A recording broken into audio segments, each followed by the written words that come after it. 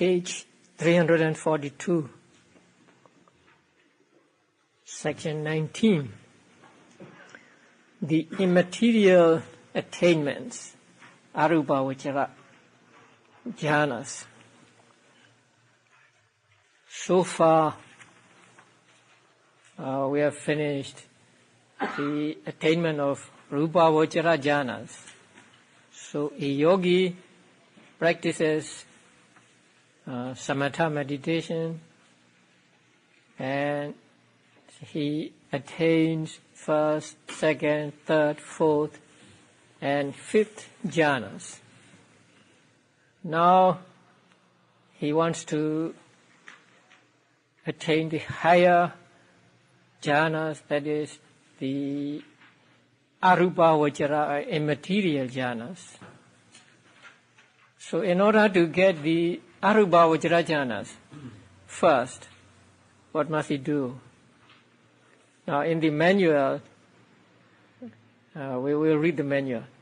Next, one withdraws any kasina except the space kasina, and does the preliminary work by contemplating the space that remains as infinite. By doing so, one enters the first immaterial attainment. When one does the preliminary work by contemplating the first immaterial sphere consciousness as infinite, one enters the second immaterial attainment. When one does the preliminary work by contemplating the absence of the first immaterial sphere consciousness, thus there is nothing, one enters the third immaterial attainment.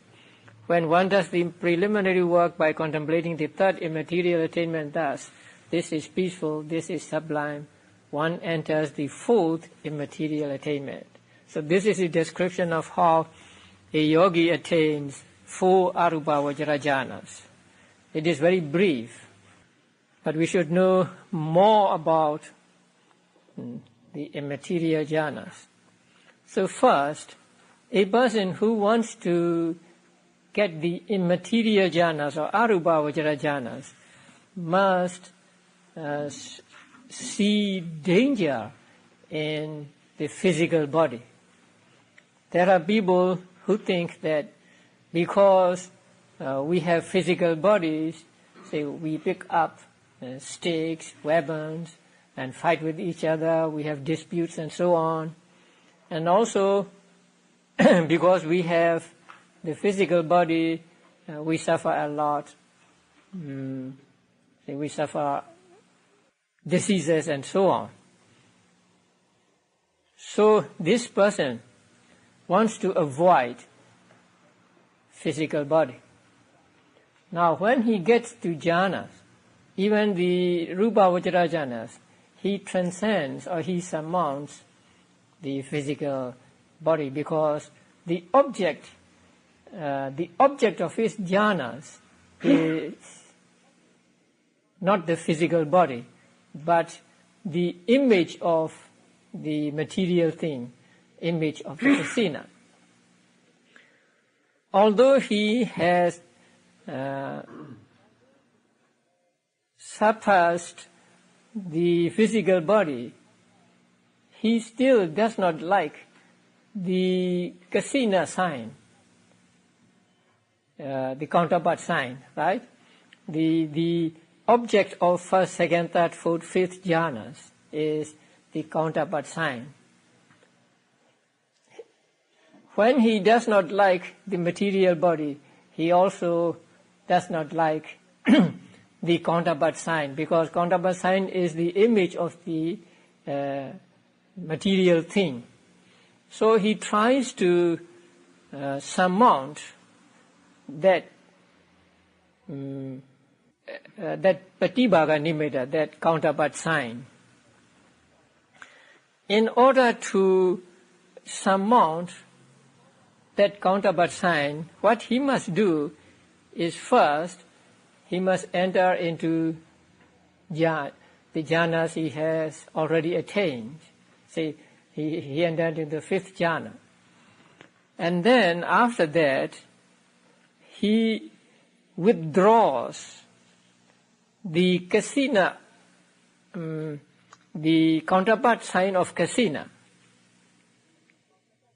That means, say, he enters into fifth jhana, and then emerging from the fifth jhana,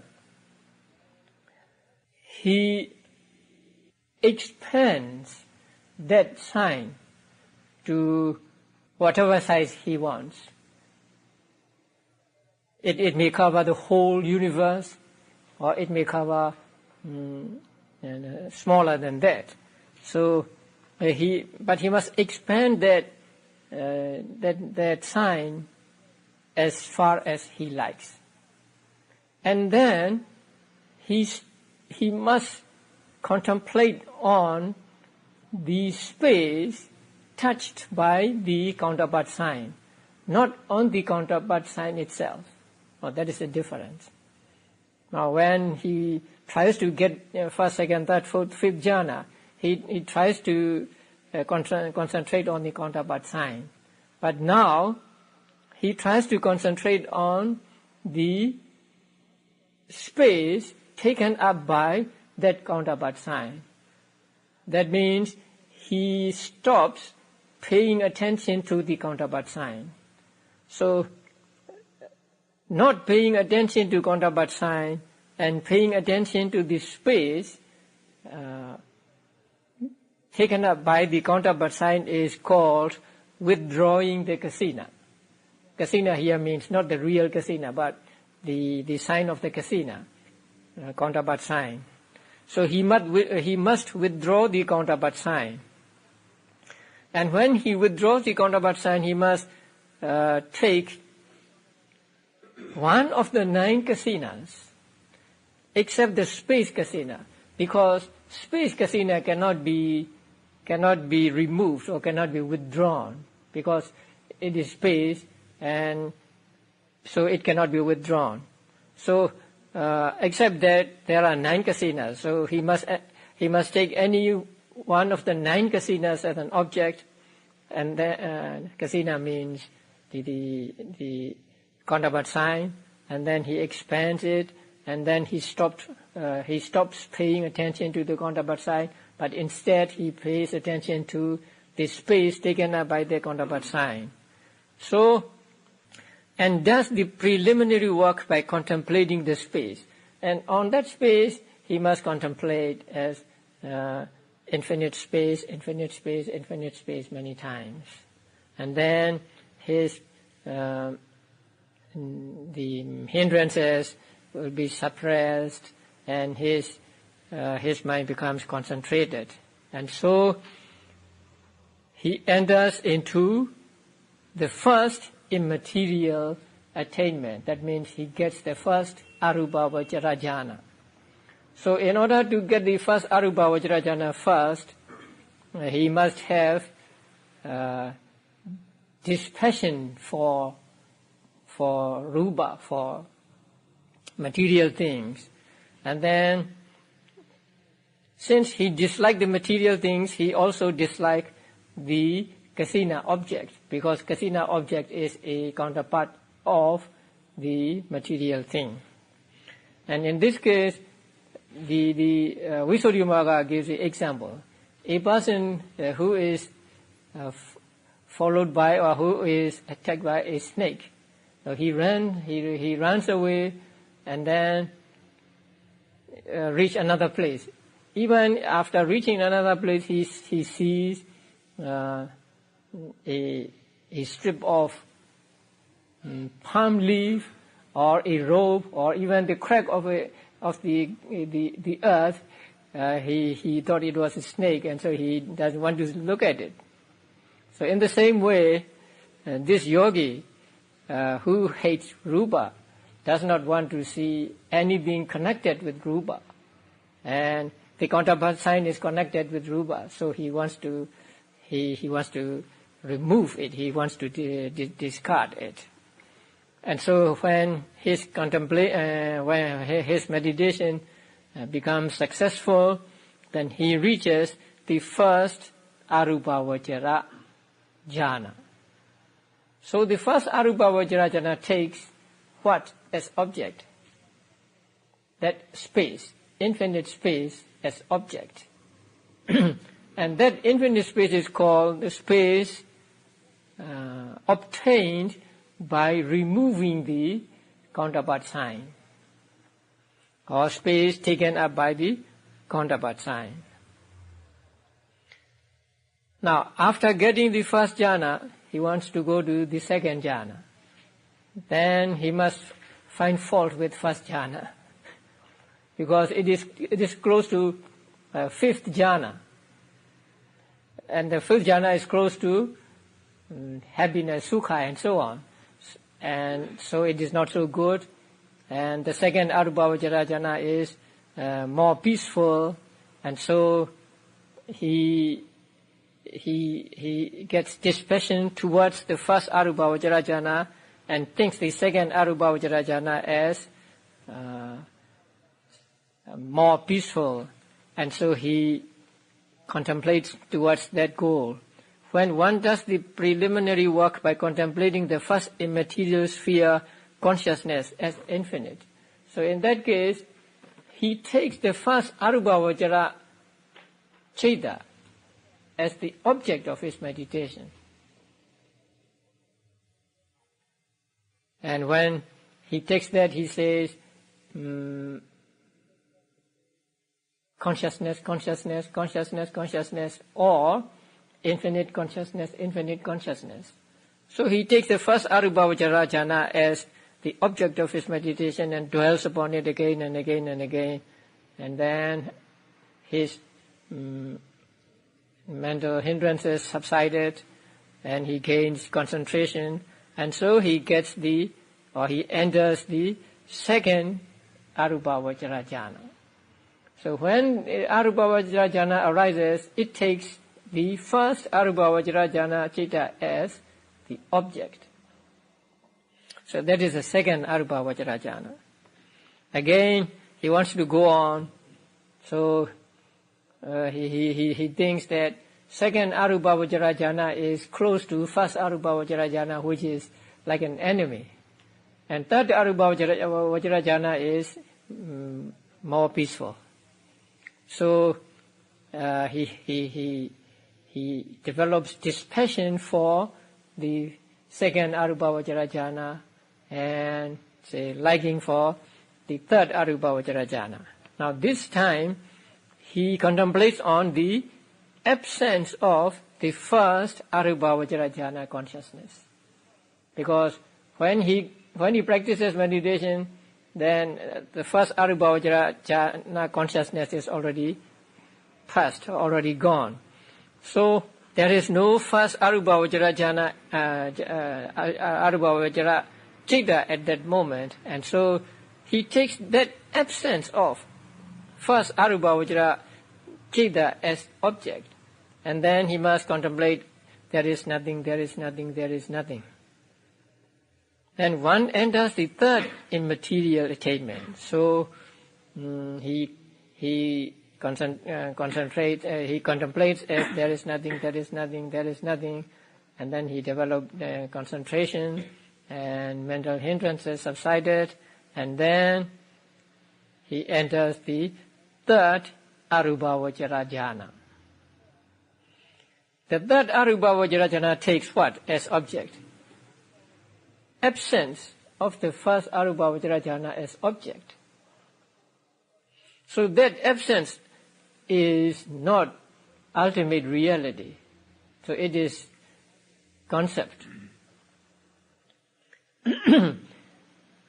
In Pali it is called nati bhava.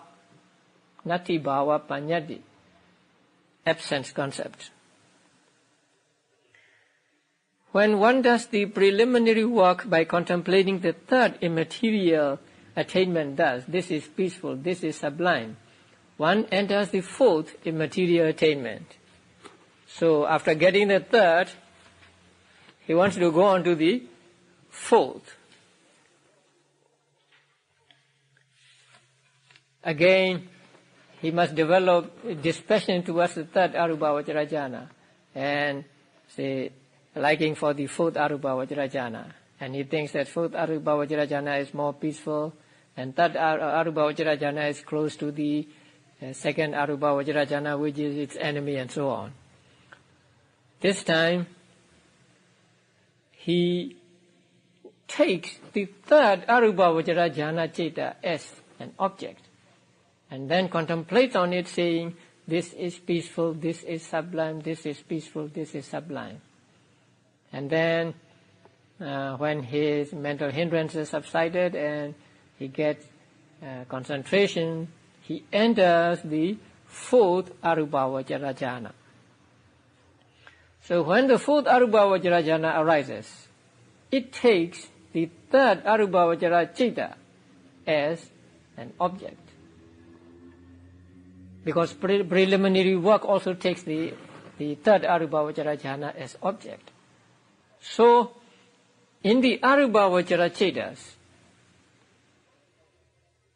there is no difference of jhana factors, but there is difference of objects. You may go back to the first chapter. Right? In the 5 Rupa Vajrayanas, or for the 5 Rupa Vajrayanas, the objects are the same. So they do not differ by way of objects, but they differ by way of jhana factors. The first jhana has 5 jhana factors and so on. But here, in Arupa Vajrayanas, the factors are always 2, Upekkha and Ekaggata. So there is no difference of jhana factors. But here, the difference is of the objects. So the object of first Arupa Vajrayana is infinite space. Of second jhana, first Arupa Vajrayana. Of third Arupa Vajrayana, absence of the first. And the fourth Arupa Vajrayana, the third. So the first and the third take Paññatti as object. Right? Infinite space and nothingness. Second and fourth take Citta as object, so ultimate reality as object. So by object they differ. Now, you know the first one is called what? In Pali? Akasananja Yatana.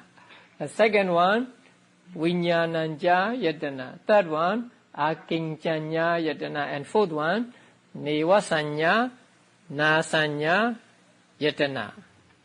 Now,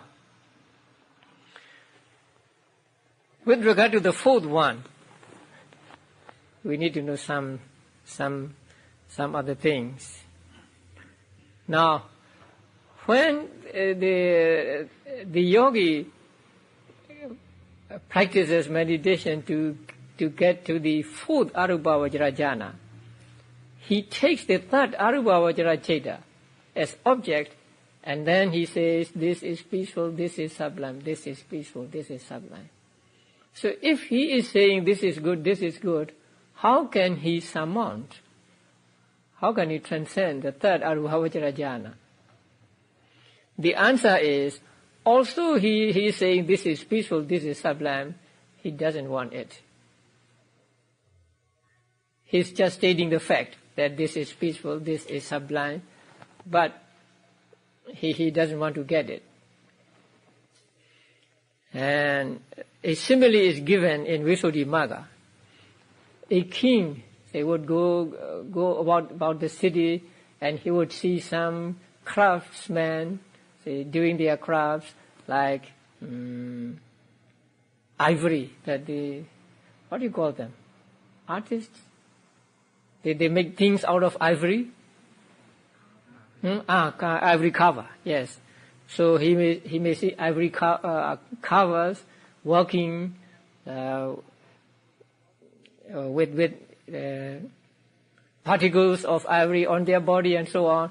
But when he sees the things they have made, he would say, "Oh, this is very beautiful. This is very good. This is very beautiful," and they are very how to call that? They are very clever, and the people. Although he may be praising the carvers, he himself does not want to become a carver. He just praises them, and then he goes on. So in the same way, the yogi sees the third arubhavajara jhana ceta, and then he says, this is peaceful, this is sublime, because it is peaceful and sublime. But although he is praising the third arubhavajara ceta, he does not want it. He wants to transcend it and then get to the fourth jhana. And then, why does he take the third arubhavajara jhana as object if he does not want it? Because there is no other object to take.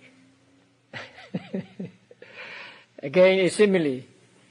Even though an attendant or a servant does not like the king, he has to serve the king because of for his livelihood. So in the same way, even though he doesn't like the third arubhavajara ceta, he still has to be with it, or to say praises of it. So even though an attendant may see faults in the king, he still has to follow the king, he still has to serve the king.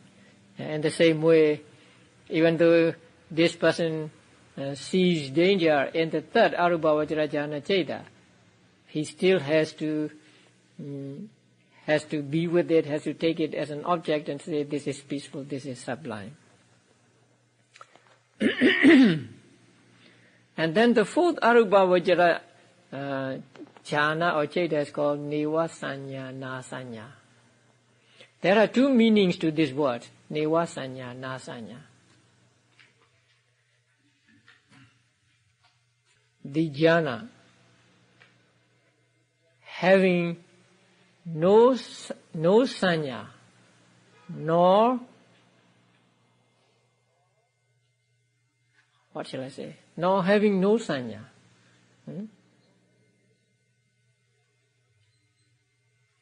It does not have sanya,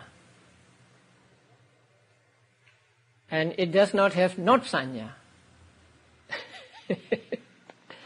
That means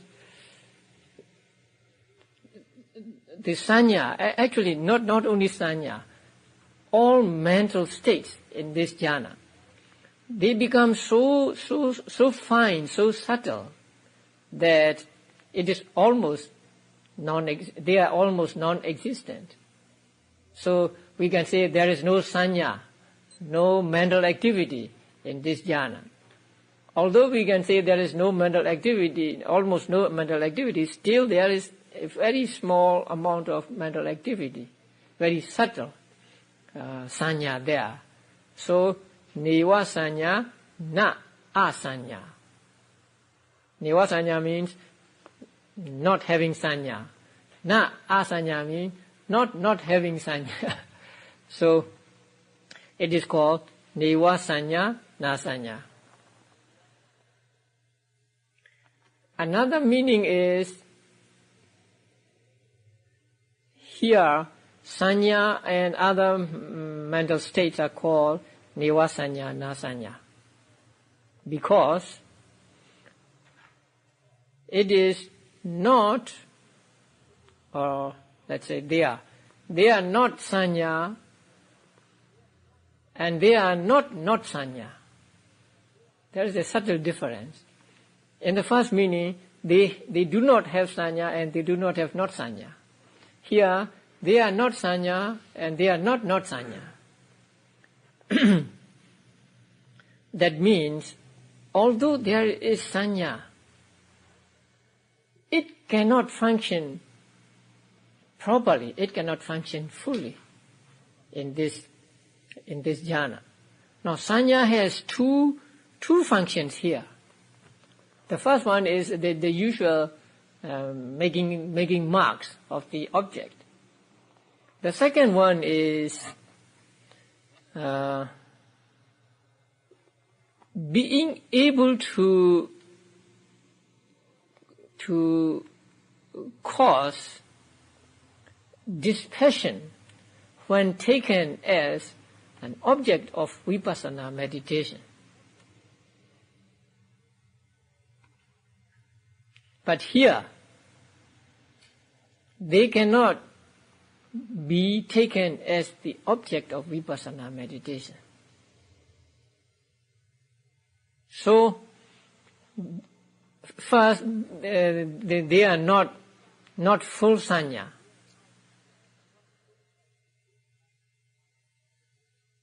But there is still a very subtle sanya. So the function of sanya, the function of sanya here is twofold: usual sanya and being able to produce dispassion when taken as the object of vipassana meditation. It is said that when people practice vipassana meditation, they cannot take the fourth arupa vajra jhana as an object and then try to see anicca, dukkha and anatta on it. It would be very difficult.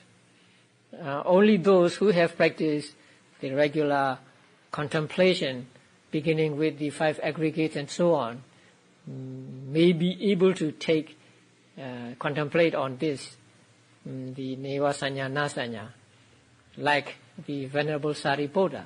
Even then, they can take just the group of the mental states and not one by one. So, the fourth arupa vajra jhana is called neva sanya, na sanya, neither perception nor non-perception, because it's so subtle that it is almost no sanya. It is almost not sanya. But there is still sanya, very subtle sanya remaining, so it is sanya, or it is not sanya. So it is neva sanya, na sanya. And here sanya is used to represent all mental states. So we can call it neva phassa, na phassa, neva vedana, na vedana, and so on. In the suttas, sanya is often used not as the mental factor sanya, but a name for mental properties, or all mental things. So here also sanya means like that. So the fourth arupa vajra jhana is called neva sanya, na sanya. And there are two similes to show how it is called neva sanya and na sanya, neither perception nor non-perception, right? The first one is what? A novice smears the bowl with oil, right? And then the teacher wants to put rice soup in the bowl and drink it. So when the teacher asked, give me the bowl, he said, there is oil in the bowl. Then the teacher thought that there is much oil in the bowl, and he said, then bring the bowl, I want to fill my oil tube. Because in the olden days, monks carry oil tubes with them so that they can smear their feet after going a journey. So bring the bowl to me, I want to fill the oil tube. And then he said, and the novice said, Bhante, there is no oil.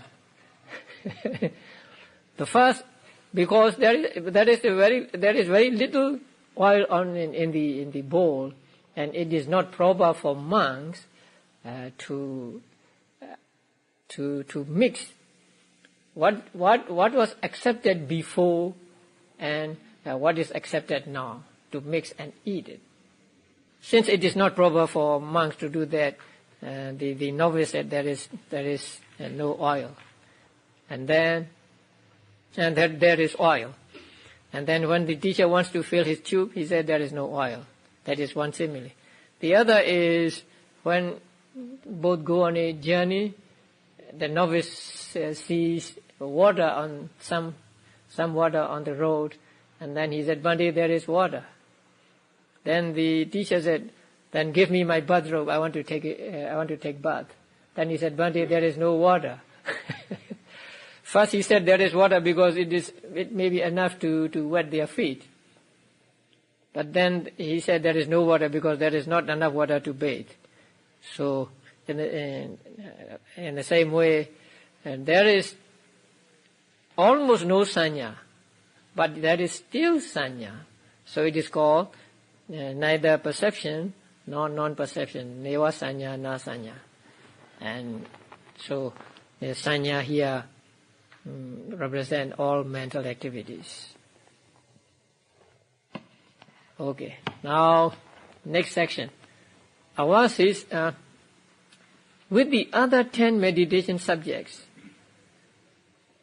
When one does the preliminary work by taking the virtues of the Buddha, etc., as one's object, when that sign has been thoroughly acquired, one becomes concentrated upon it by means of preliminary development, and excess concentration is also accomplished. These 10 meditation subjects cannot lead to jhana attainment. So when you practice one of these, when one does the preliminary work by taking the virtues of the Buddha, so the preliminary, when you do preliminary work, you dwell on the virtues of the Buddha, Arahant, Samma Sambuddha, and so on. When that sign has been thoroughly acquired, one becomes concentrated. So a yogi concentrates on the virtues of the Buddha again and again and again, and so his mind becomes concentrated, and then he attains excess concentration. But here we cannot say when the sign is parikama, preliminary sign, when it is grasp sign, and when it is counterpart sign. Actually, there is no counterpart sign here. So we cannot even say when it is preliminary sign and when it is grasp sign. We can just say that when, while dwelling on the virtues of the Buddha, mind becomes concentrated, and the mental hindrances are subdued, then one is said to reach the excess concentration. So practicing these 10 meditation subjects, one can attain only the excess concentration and not absorption concentration, or not jhanas. So if you practice recollection of the Buddha's virtue, you can get only excess concentration. You cannot get jhana.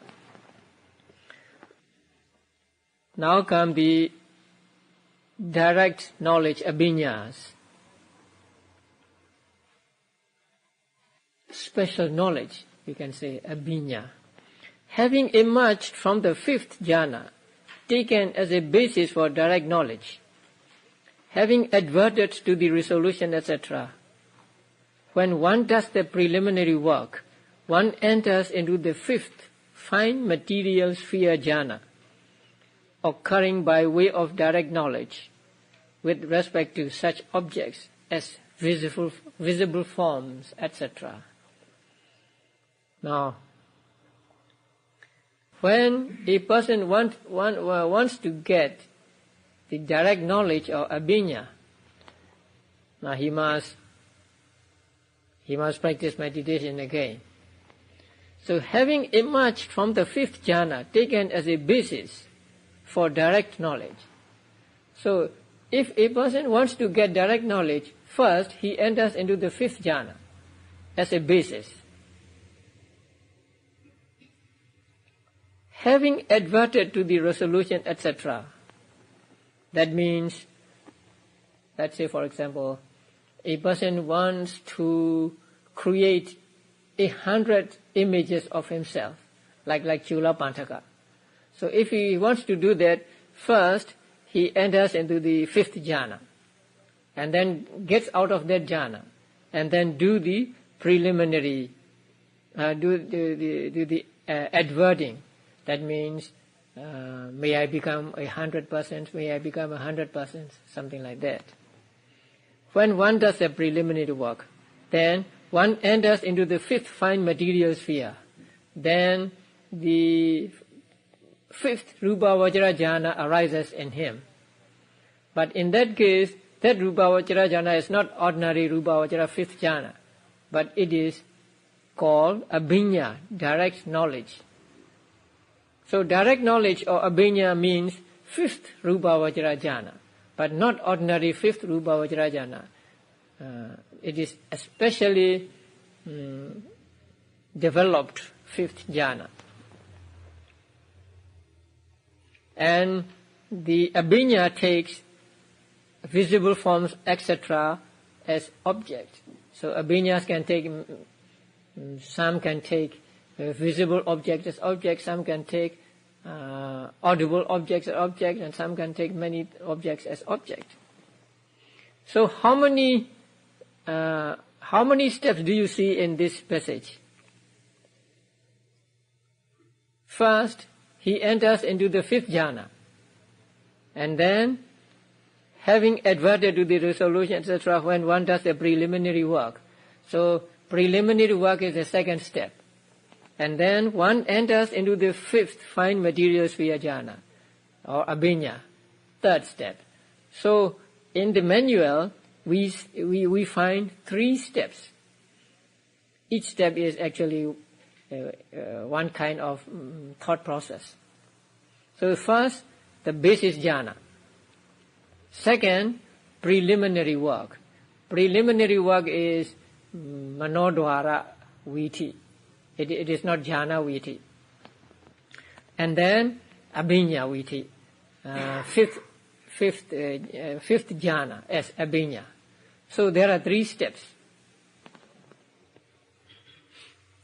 The direct knowledges are 5-fold. So here the abhinyas are given as 5. The first one is supernormal powers. Second, divine ear. Third, knowledge of others' minds. Fourth, recollection of past lives. And fifth, the divine eye. So there are 5 abhinyas. Okay. Now let us read the guide. Having emerged from the 5th jhana, etc., the Visuddhimagga explains the procedure for exercising the direct knowledge thus. After accomplishing the preliminaries, he attains jhana as the basis for direct knowledge and emerges from it. That is first step, right? Basic jhana. Then if he wants to become 100, he does the preliminary work thus, let me become 100. Second step. After which he again attains jhana as the basis for direct knowledge. Another basic jhana.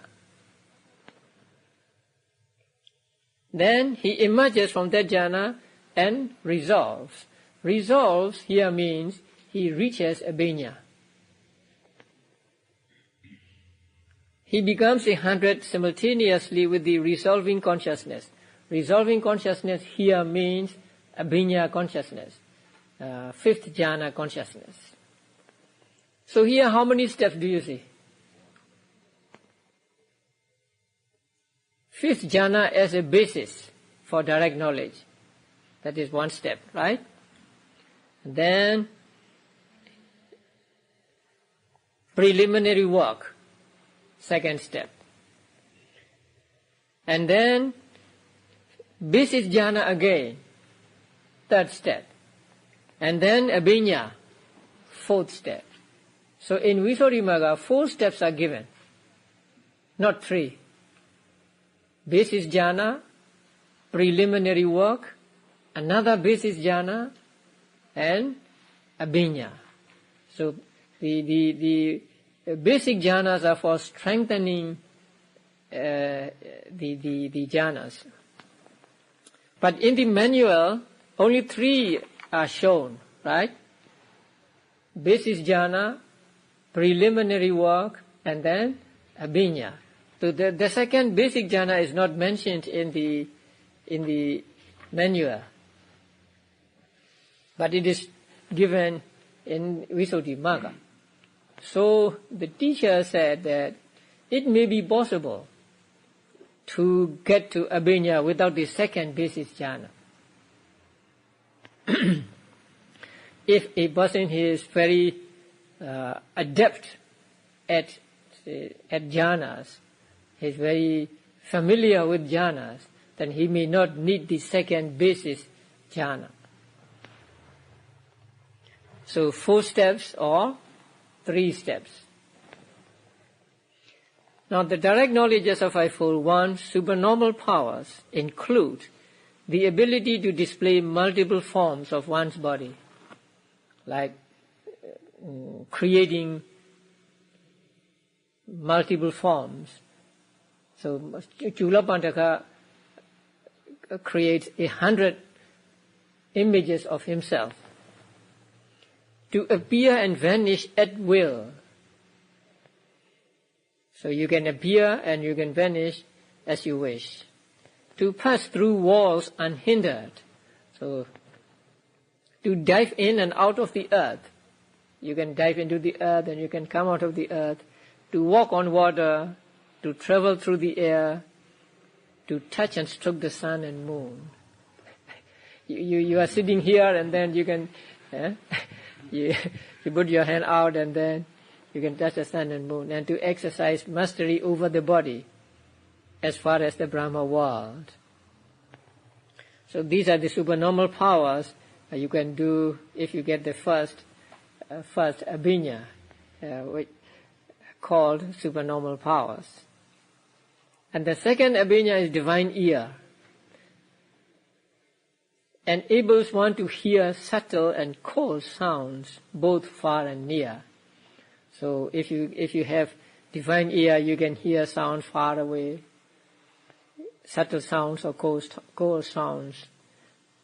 So you can hear both sounds far and near. So you don't need telephones, radios or TVs.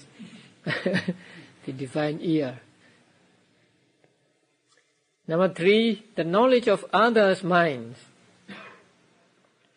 is the ability to read the thoughts of others and to know directly their states of mind.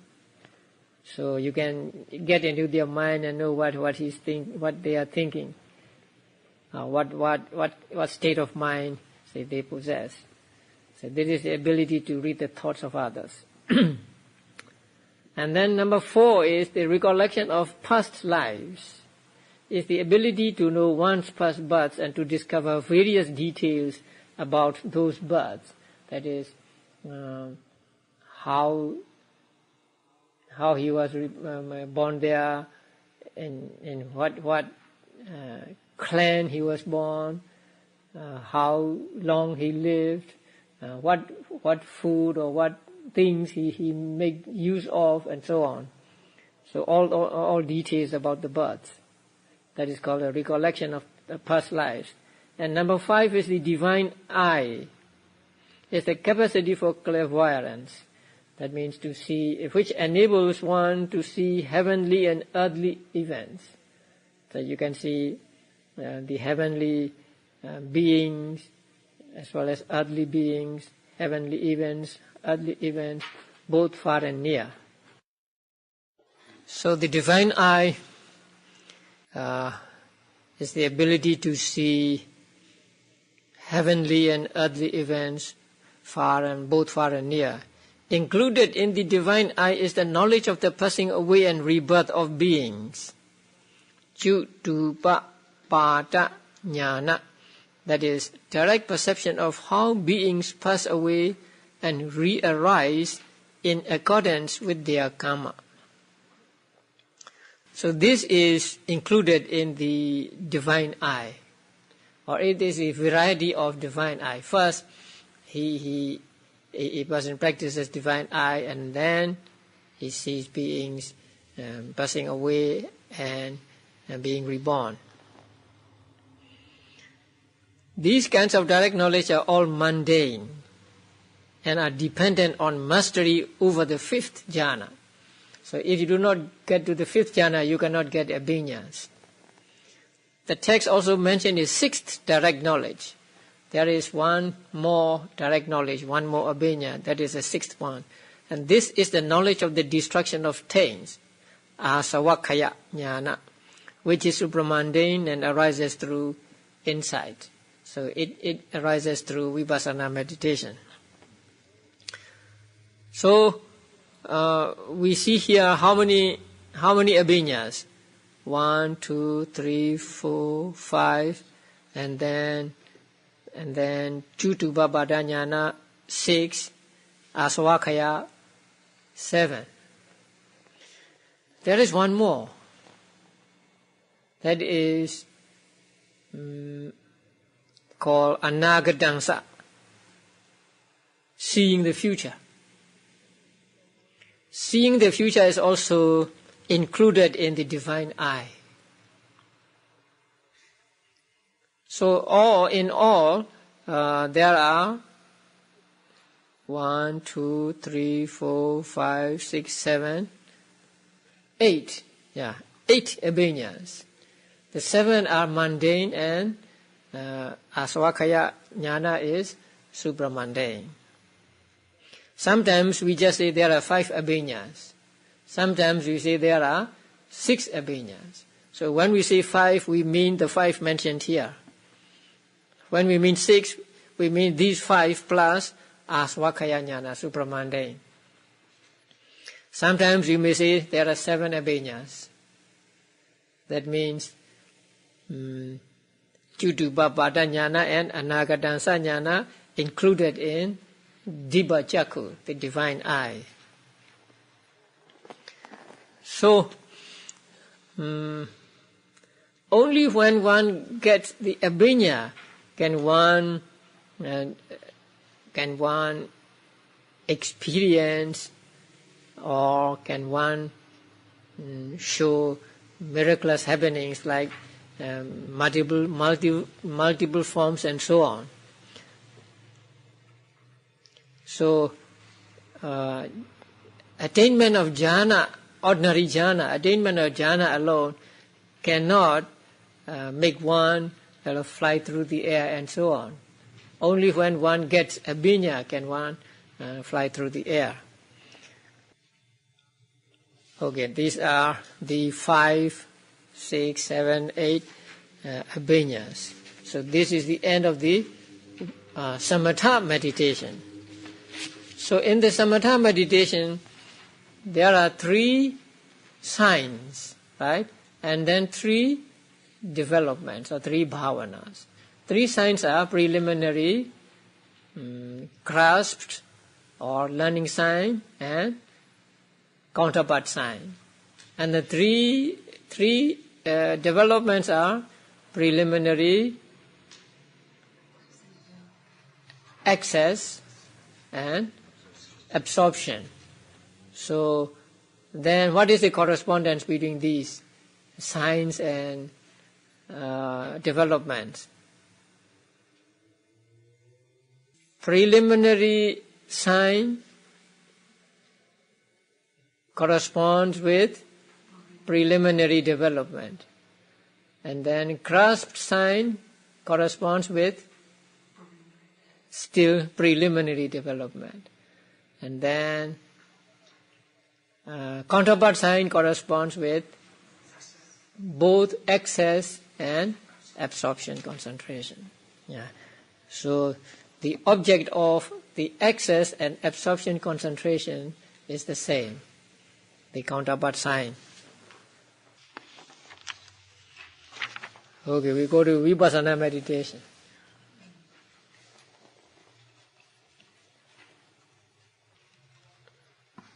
Now you all know the meaning of Vipassana. I have talked about it maybe hundreds of times.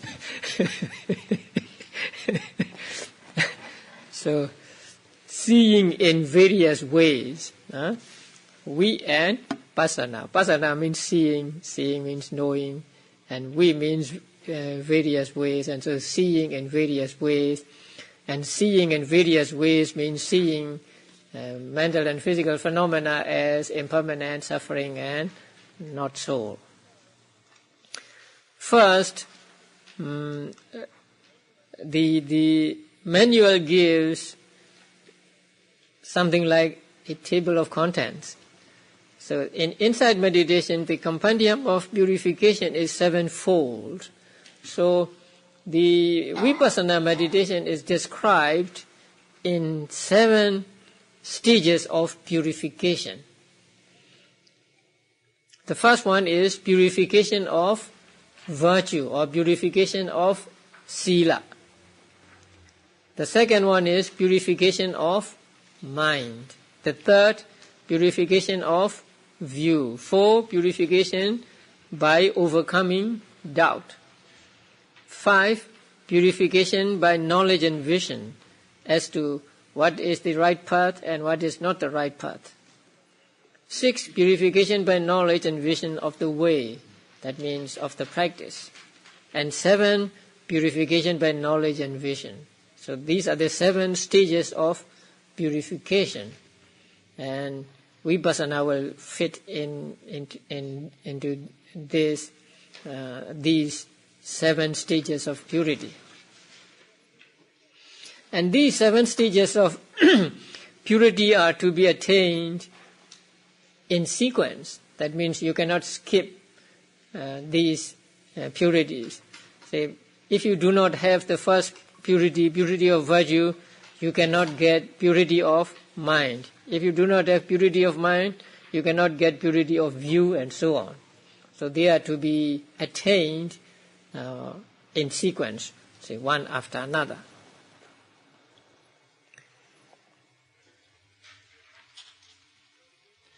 And the first purification, the purification of virtue or sila, is, say, it belongs to sila. And then purification of mind, the second one, belong to samadhi. And the last 5 belong to the wisdom aspect. So sila, samadhi, and panya. The first belongs to sila, the second belongs to samadhi, and the others belong to panya. So 7 stages of purity. And then what next? The 3 characteristics. There are 3 characteristics: the characteristic of impermanence, the characteristic of suffering, and the characteristic of non-self. Now, the characteristic of impermanence is the mode of rise and fall and change. That is, reaching non-existence after having come to be. That means disappearing after arising. So there are two modes. We can see there are 2 modes. Rise and fall. Rise, fall, and change. This is one mode. And non-existence after arising is a second mode. But they mean the same thing actually. So these are the characteristic, means a mark. A mark of impermanence. So if you want to know something, whether something is impermanent, you must find these marks. And if you see these marks, you can say that this is impermanent. And that is, try to find out whether something arises and disappears, or something has a beginning and an end. If anything has a beginning and an end, then you can say that that thing is impermanent. And after arising, things disappear. And so that disappearance after arising is also a mark of impermanence. When you practice vipassana meditation, and you say you make mental notes of your thoughts, one thought comes and you make a note of it, and then the thought disappears, there may be another thought, and then you make a mental note and that disappears. And so you see your thoughts rise and fall, rise and fall, rise and fall, and so you know that the thoughts are impermanent, or consciousness is impermanent. And say the sound of voice, you hear the sound of voice, and then it disappears, and then there's another voice or sound, and so on and so on. So you know that sound is impermanent because it comes into being and it disappears, or it does not exist after having come to be, after arising. So it disappears after arising. That is the mark of impermanence. The second is the mark of suffering. It's the mode of being continuously oppressed by rise and fall.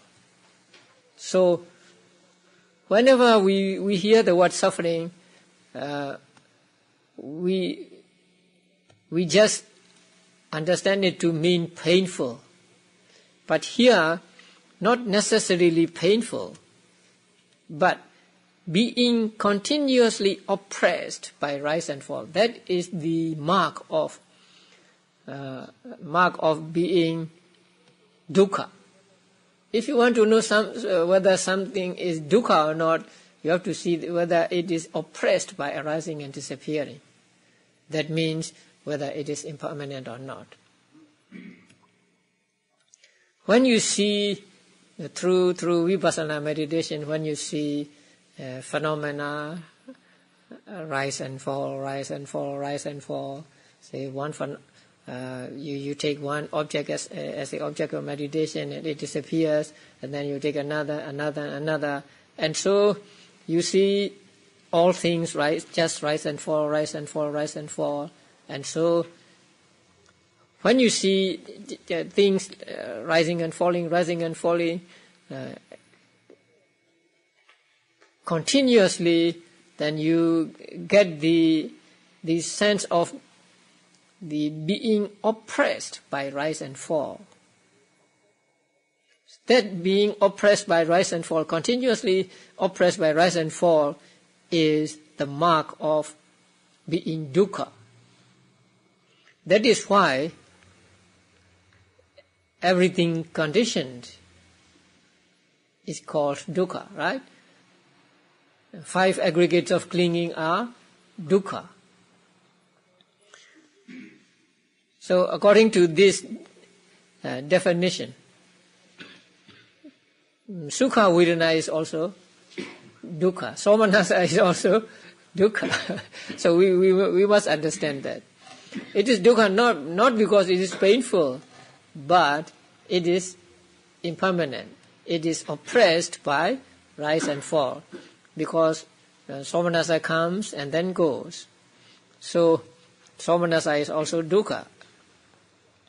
The characteristic of non-self, anatta, is the mode of being insusceptible to the exercise of mastery. That means you cannot have control over it. It will not allow anybody to control it. So it arises and it disappears by its own free will. That is the fact that one cannot exercise complete control over the phenomena of mind and matter. So this is one meaning of anatta. But there are other meanings of anatta. not atta, right? No, non-soul, not atta. That is one meaning. And then there is another meaning, and that is having no core, hard substance. Because things are impermanent, rise and fall, and so they have no inner core.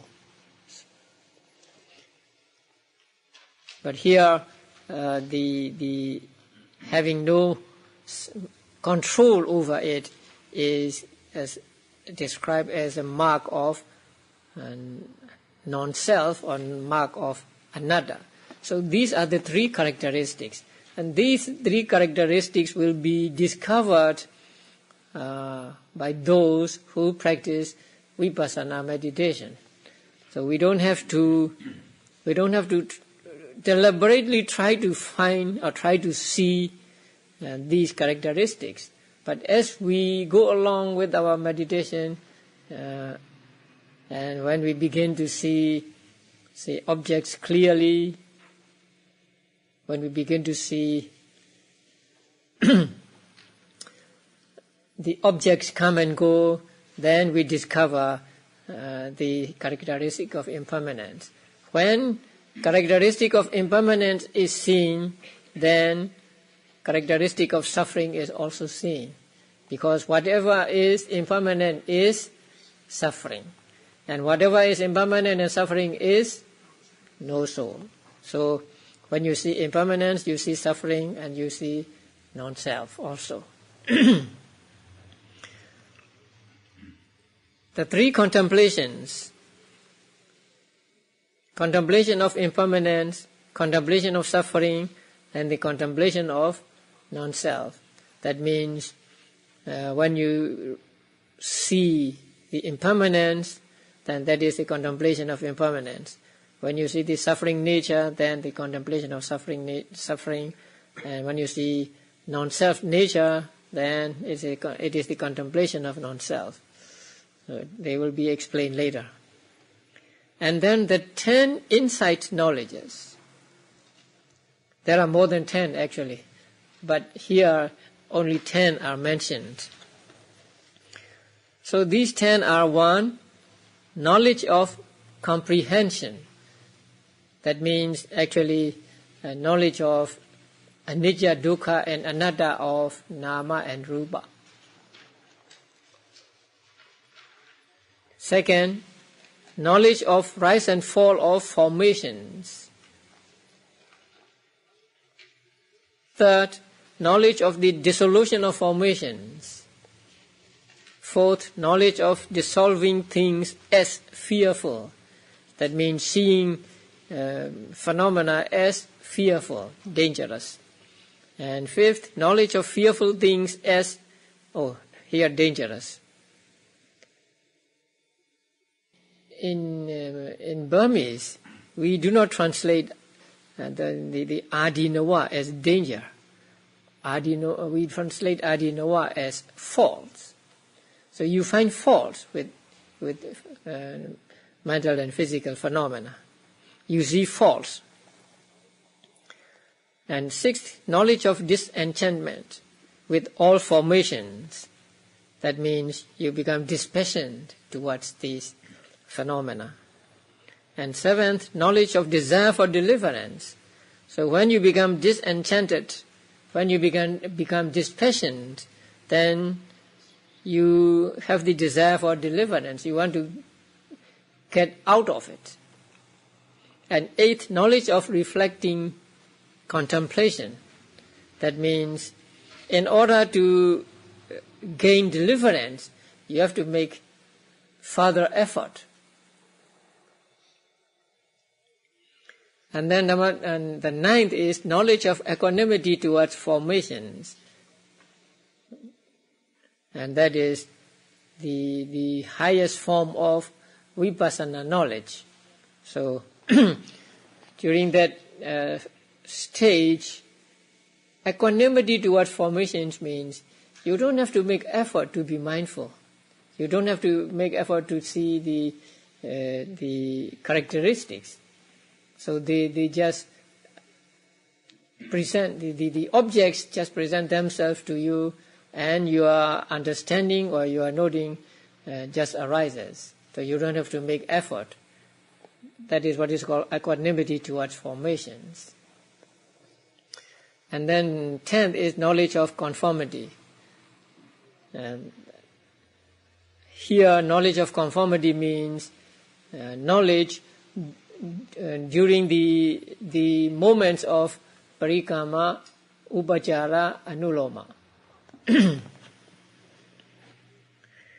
And then the 3 emancipations, they are the void emancipation, signless emancipation, and desireless emancipation. You already are familiar with these 3, right? Sunyata, animita, and apanihida. Where did you find them? In connection with what? Sunyata, animita, apanihida. 6th chapter. Nibbana. Right? 3 kinds of nibbana. So, void emancipation, signless emancipation, and desireless emancipation. Although the word is desireless, here we mean all mental defilements, raga, dosa, moha. Okay, the 3 doors to emancipation, that is contemplation of the void, contemplation of the signless, and contemplation of the desireless. So by way of contemplation of the void, you realize or you see the void. By way of contemplation of signlessness, you see the signless, say nibbana. And by way of contemplation of the desirelessness, you see the desireless nibbana. So these are called the doors to emancipation.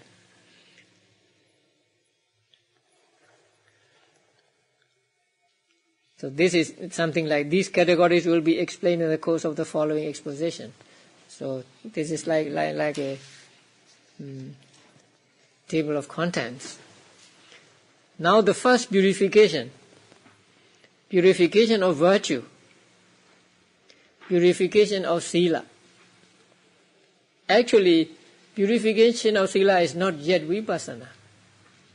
Before you practice vipassana, you have to purify your sila. And there are 4 kinds of purification of virtue. 1, virtue regarding restraint according to the Patimokkha. You know Patimokkha? Rules for monks. Huh? Yeah. 2, virtue regarding restraint of the sense faculties. 3, virtue consisting in purity of livelihood. And 4, virtue connected with the use of the requisites. Now these are for monks. Lay people may not like it.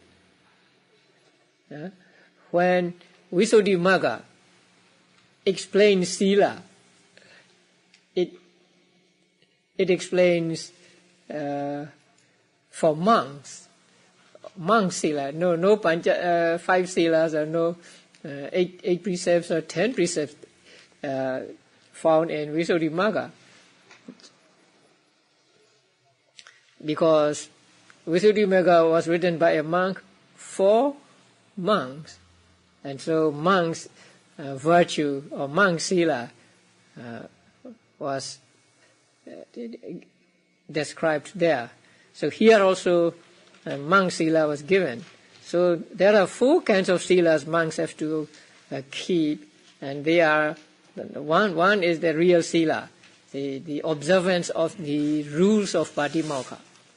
Number 2 is the restraint of the sense faculties. So I've talked about this many times.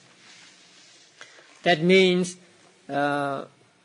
exercise of mindfulness in one's encounter with sense objects, not allowing the mind to come under the sway of attraction towards pleasant objects and repulsion towards unpleasant objects. Simply put, not allowing lobha and dosa to arise with regard to what you see, what you hear, and so on. So that is called restraint of the sense faculties. And 3 is purity of livelihood. Deals with the manner in which a bhikkhu acquires the necessities of life. He should not acquire his requisites in a manner unbecoming for a monk who is dedicated to purity and honesty. So a monk must get his necessities lawfully, and that means according to the Vinaya. And that means a monk must go out for his alms, something like that. He must not try to acquire necessities of life or try to acquire whatever he wants by fortune telling or by treating people, like a physician and so on.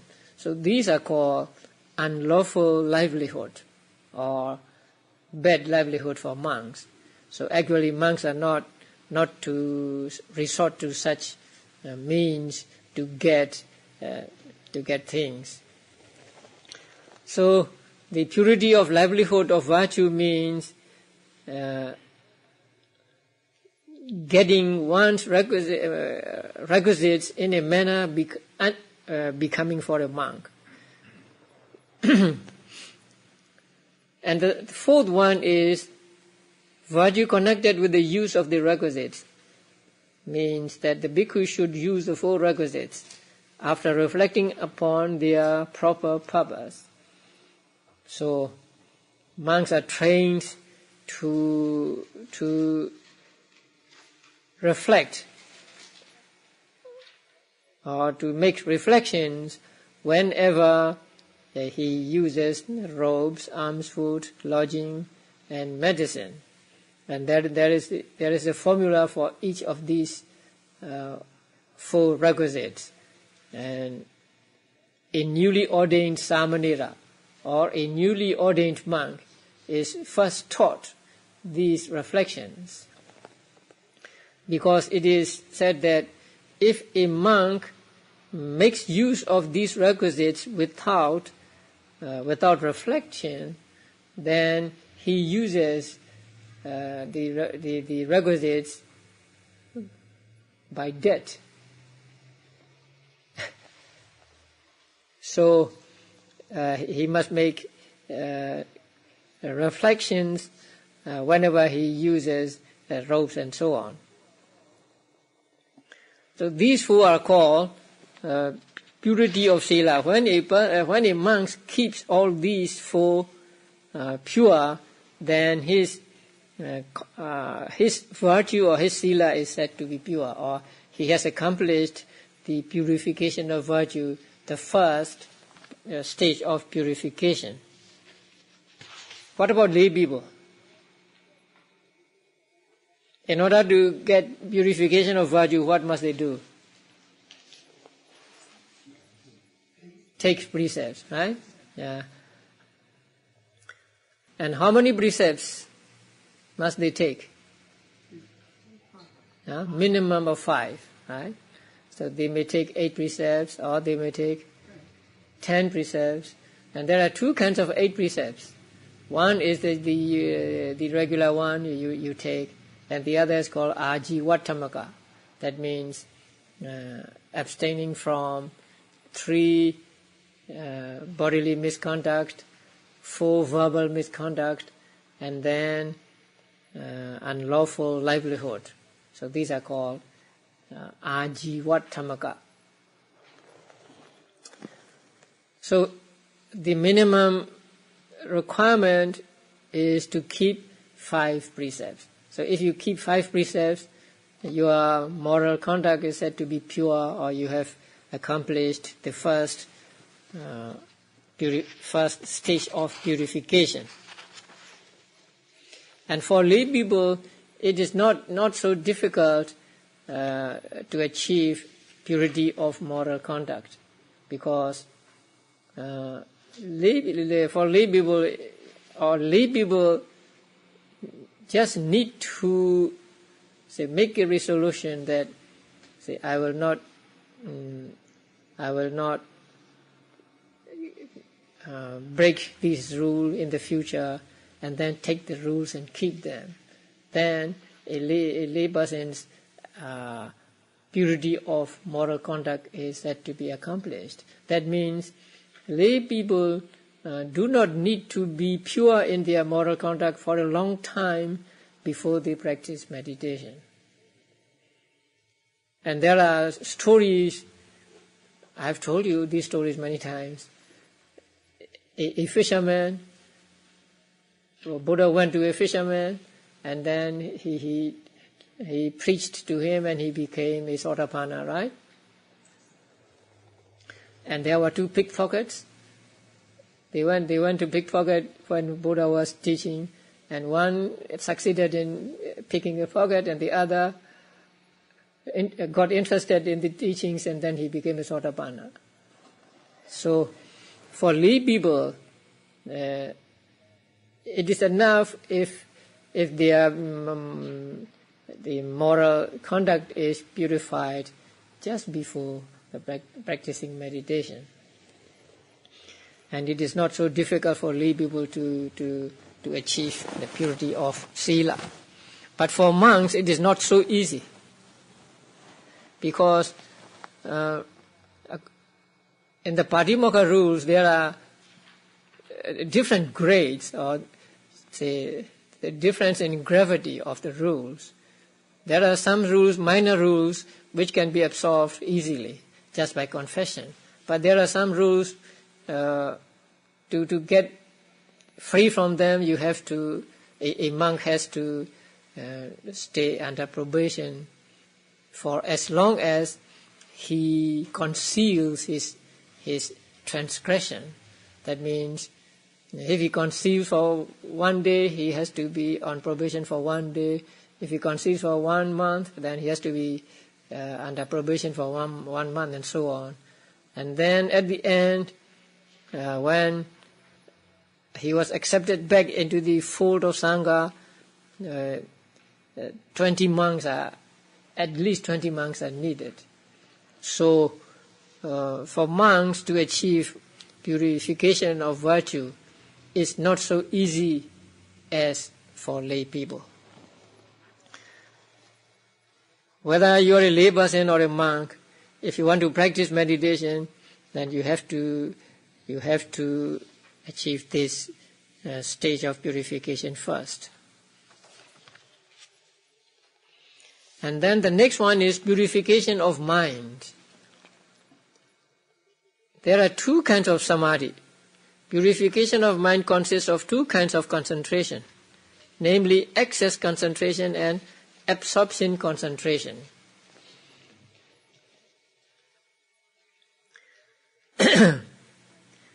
Now, the Pali Buddhist tradition recognizes two different approaches to the development of insight.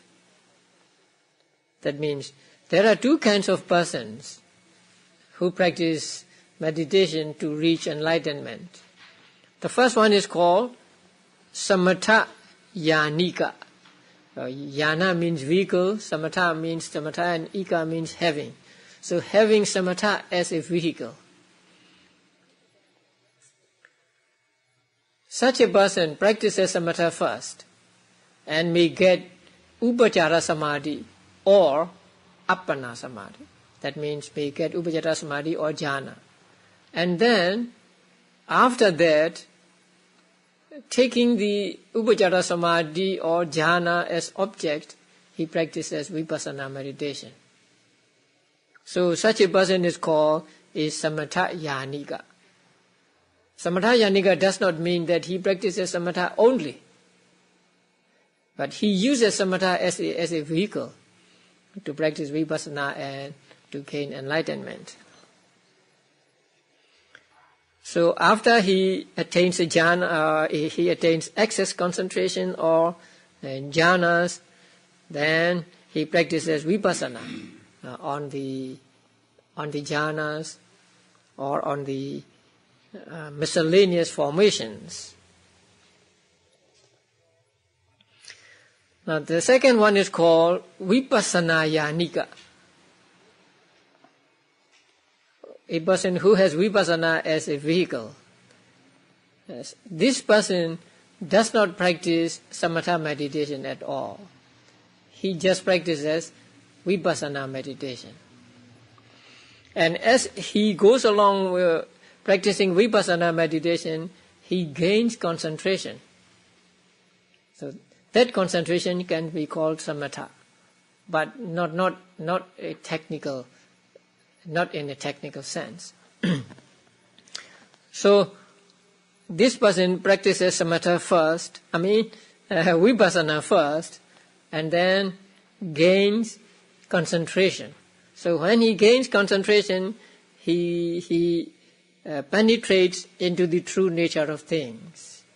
And so, for a person who practices vipassana only, there is no upajara samadhi and no appana samadhi.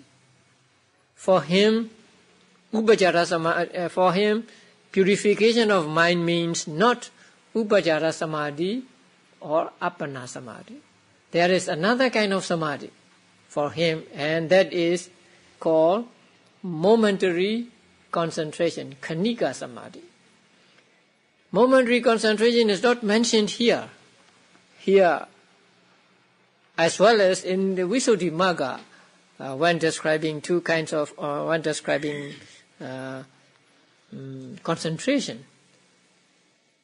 But we must understand that momentary concentration is included in the upajara samadhi. Because momentary concentration is not jhana samadhi, that is sure. But it can, it resembles upajara samadhi. Because when one gets upajara samadhi, one suppresses mental hindrances, and mind is concentrated. In the same way, when one gets khanika samadhi, momentary concentration, then mental hindrances are subdued, and his mind is concentrated on moment by moment on objects. So, with regard to upajara samadhi, the object is only one and the same object. Like when you practice jhana, you take the kasina as object, and so only one object. But with khanika samadhi, there are varieties of objects. At one moment, it may be your breath, and the next moment it may be a sound, and the next moment it may be your thoughts. So although there are different objects, there is always mindfulness of samadhi here. Moment by moment samadhi. So that moment by moment samadhi is called momentary concentration. And this momentary concentration is as important as access samadhi. Because without access samadhi, there can be no absorption samadhi in samatha meditation. Here also, without khanika, without momentary concentration, there can be no understanding of the objects, no penetration into the nature of things. So, for vipassana meditators, purification of mind consists in the momentary concentration, not access concentration and absorption concentration. And this momentary concentration is similar to access concentration because it can subdue the mental hindrances, and it is concentrated on the object. And vipassana yanika is also called dry insight worker, sukha vipassaka. Dry means without jhanas. So, sukha vipassaka, a dry insight worker, because he develops insight without the moisture of the jhanas. Okay, so purification of mind means, for samatha meditation, purification of mind means upajjhara samadhi and appana samadhi. But for vipassana meditation, purification of mind means momentary samadhi. But since it is the section of vipassana, we can say for the vipassana meditation also, upajjhara samadhi and appana samadhi are purification of mind. That is for those who practice samatha meditation first and then turns to vipassana meditation, or for samatha yanika meditators. So for samatha yanika meditators, upajjhara samadhi and appana samadhi are purification of mind. For vipassana yanika or sukha vipassaka meditators, momentary concentration is the purification of mind. Okay.